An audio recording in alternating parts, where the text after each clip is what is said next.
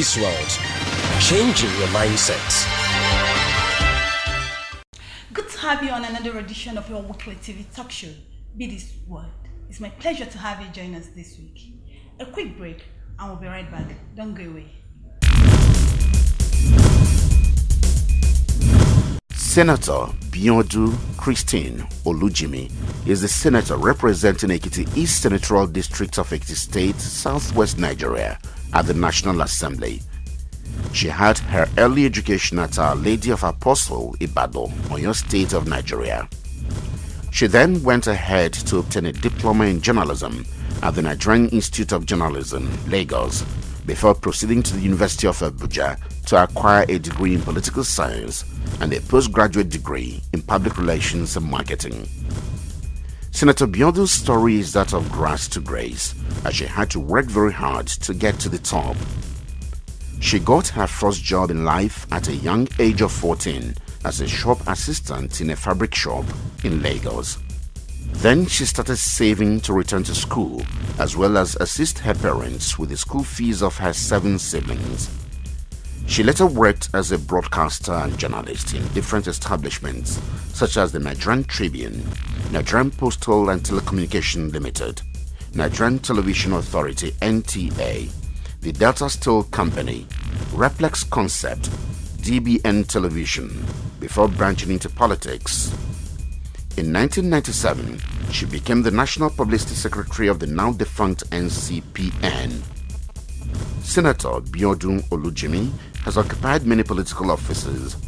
She was a special assistant to the Executive Governor of Ekiti State in 2003, Member State House of Assembly, Deputy Governor of Ekiti State in 2005, and Commissioner for Works and Infrastructure in Ekiti State, and Director of Women Affairs in 2010, before she was elected the Senator in 2015 to represent Ekiti South Senatorial District under the People's Democratic Party. Biodun and her husband have been married for 32 years with lovely children and grandchildren. Senator Biodun's interest includes fighting for the lower class in Africa, especially in Nigeria.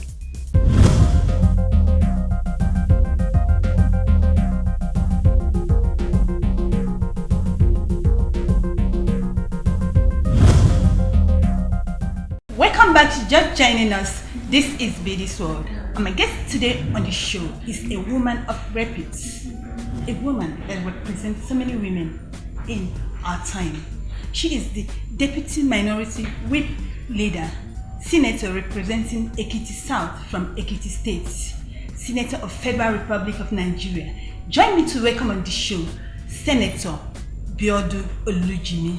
Ma'am, it's my pleasure to have you on Be This World. Thank you very much.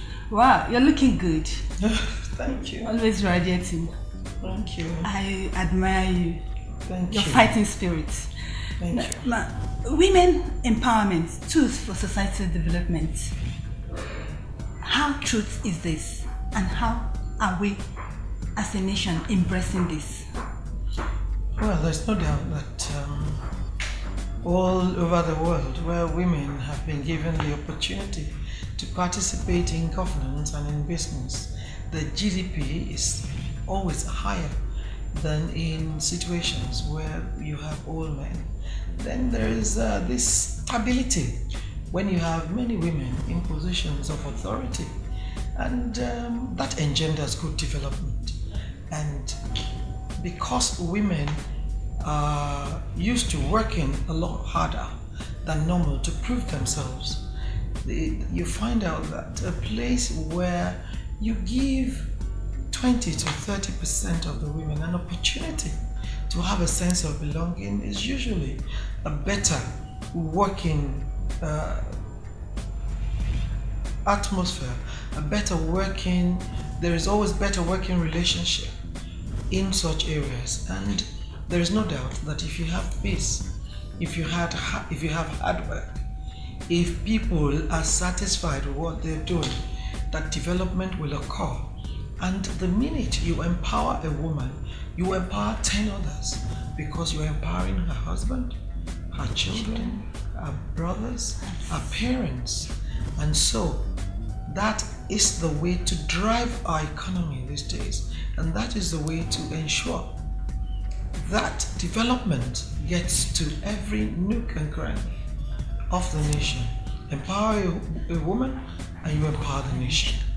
Ma'am, normally women are not asking to take main position or the place in the world.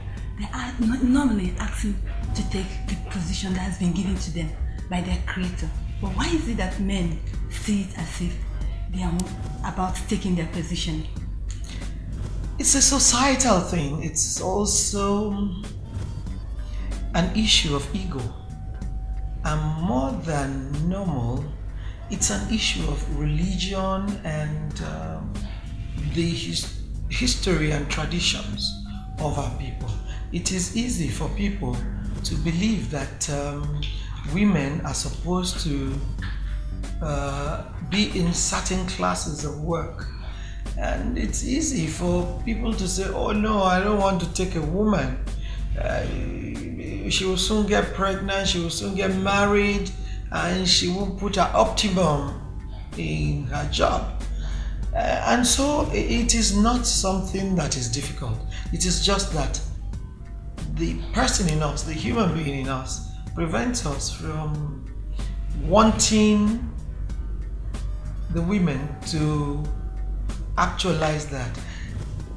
Empowering women does not mean they will not be wives. It doesn't mean they will not support their husbands. It doesn't mean they will not be subservient to their husbands. It only means that they will be carried along and they will have a voice. What is important is having a voice. Being able to be part of the discourse so that everything is not taken over and above your head, and then decisions are arrived at that are strange to you. That's all we're asking. We're not asking to take their place. No, like you said, we're just asking that we be part of the development of the nation, part of the development of the home, part of the development of our children, have a voice in what is happening in our community, in our society, and in Nigeria at large. Now, being afraid that when you employ a woman, she'll get pregnant, she'll take order from her husband. How do we educate the society that a woman as a person is multitasking in nature? With that, she could be able to do so many things at the same time. It's difficult for them because they don't want a break in the space of work that is being done by the woman. They all know.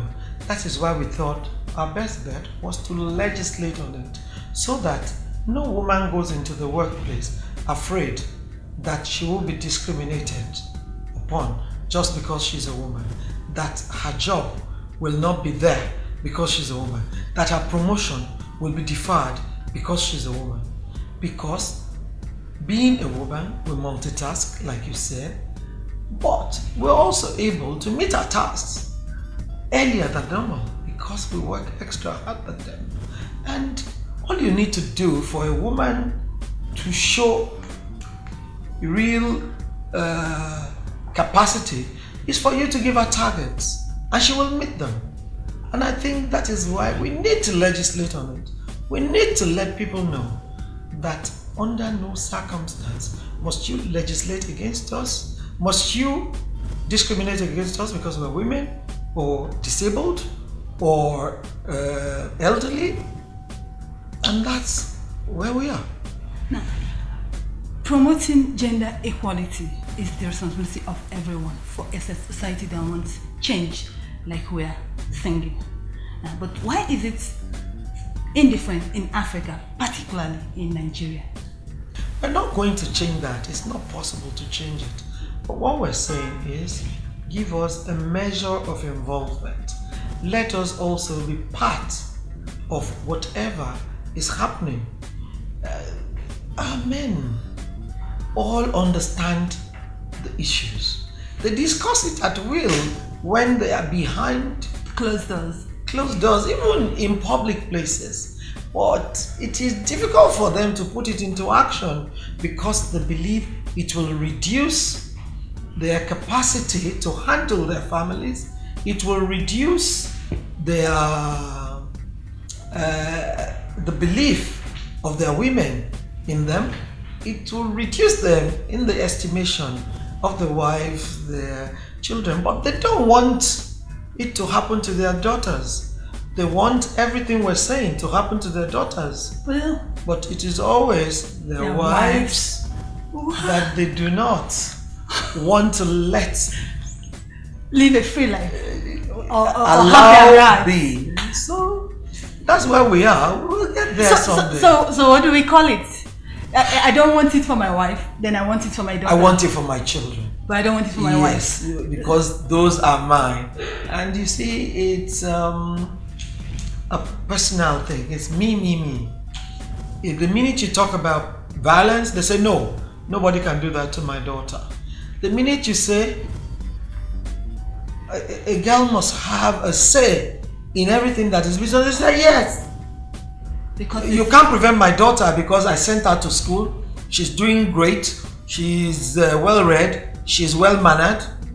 If you say we want the woman to be able to inherit, they say yes, my daughter will inherit. But tell them about their wives. wife, they frown at it. And you get into a real logjam. So how do we deal with this? We will get there. We will keep talking to them. We'll keep asking for their buy-in. We'll keep convincing them that we're not going to get out of the way. We are traditional, and our traditional practices are binding on most of us. But we also believe that in a developing world, in a world where we've sent all our children to school, where we ourselves have been able to go to school, there is a need for the men to give us a level of opportunity. And that is why we're saying 35% participation. And 35% is not being equal. It's not being equal. It is not all the time we will get 35%. At times we will get 25. At times we will get 28. Sometimes we'll get 31. But at least we are in it. Look at the Senate as it is now. There are only 7 women amongst 109 senators. That's a lot less. It's about 5%. And if you have 5% voice in a place where you make laws for the nation, where you ensure that everybody gets what they should in this cake, from this national cake, then where do you think we'll be? We will really be lagging behind. That's all we're asking. We're asking that girls should be sent to school like boys. Federal character, when you are thinking of Boys. employing boys, you must also ask, where are the girls? So that even if you are putting in 40 boys into work, there is nothing that says you can't put 20 girls. If they qualify. That's all we're saying. We're not asking for the moon. We're just saying the girls coming behind us, our children that we have given birth to and been able to send to school, must also have equal opportunities against discrimination. Major challenge we're facing, and I feel for women like you, is that many women have taken this upon themselves. They've accepted to be the second citizen that the society, like you said, have placed on them. And how do you think we will deal with this? Our tradition, our culture imposes that on us, and we're not going to change that. We're not going to change that at home. We're going to change it in the workplace, in access to funds, to trade, in access to education, in access to information, in access to being part of the development of Nigeria.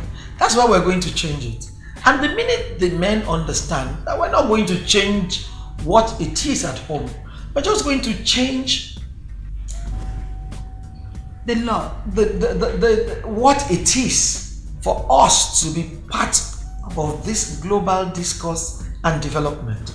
I'm sure they will go with us. And the women also know it, but they know that at home these things don't really happen. And so they are like that at home, but when they come out, the workplace, they should be able.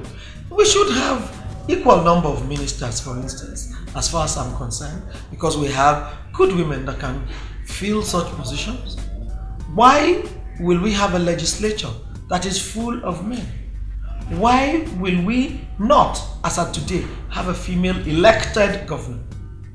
Why won't we, for instance, have at least 10 deputy governors who are females when we constitute 50% of the voting population? That's all we're talking about. And we're saying that there is a need to legislate on it so that everybody can put it on the front burner and in their minds. Now, years ago, women gathered in Benjail and took a giant step, talking about home and working place. And after that conference, women started to live. They started to exist, asking to be educated, asking to live not the life given to them by men, but the life given to them by their creator. Now I'm saying in home it's not like that, but at workplace it's not like that. Is it a crime they are committing? No, there's no crime. Beijing opened our eyes to all that had been lacking in the system and all that had been lacking in all of us. And that is where we are today. That is what has brought people like me up to where I am today, because as at that time, you would aspire, but you will never be considered. But with Beijing, it became an issue that women should be part of this discourse. We did well at first. Then all of a sudden, the issues went back to the back burners. And nobody was talking about them again. Nobody was doing anything about them. And we saw that the reason is that most of these things are not domesticated. So we're asking that we domesticate them. If we domesticate them, and then it will be illegal for any party not to field enough women for elections. It will be illegal for anybody that is appointing people not to have enough women on their appointments. And that is the only way where our number can work for us. That is where we are. Now, Senator Biodun Olujimi, away from that, you as a person, I watched you closely that day that gender equality bill was struck out in the House, but you were still standing strong. Tell us, going into politics, how did it start from you? But before you answer that question, let's go for a quick break. And when we return, we'll continue. Don't get away, we'll be right back. Be this world, changing your mindset.